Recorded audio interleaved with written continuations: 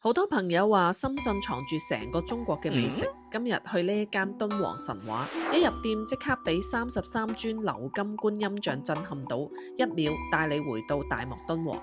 台上嘅生日佈置非常之精緻，頭菜嘅話係4色嘅番茄仔，呢一隻雪蟹呢1.7斤重，好似有啲牛牛地喎。為咗迎合敦煌神話呢個話題，請開始你的表演。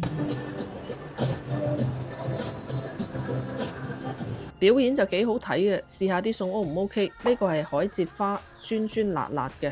呢一個大家估唔估到係乜嘢嚟嘅呢？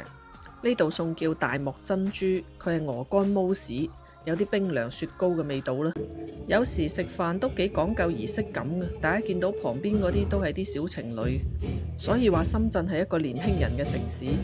隻雪蟹已經4分5裂啦，呢個蒸百合個豉油好特別嘅喎。5分鐘之後開吃。蟹肉雪泥龍蝦湯，個湯真係冇乜味道嘅。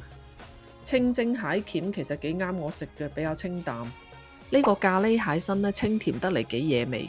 蟹肉炒水牛奶，擺盤就靚個味道。呢道重頭戲叫做飛天落舞，其實佢係由羊肚菌、金耳菌、龍爪菌、3色菌一齊滾湯啦，撈埋啲雪花牛肉就一齊食。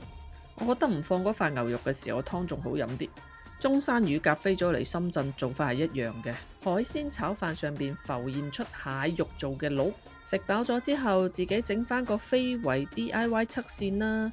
今日就講到呢度，拜拜。記得點讚關注哦。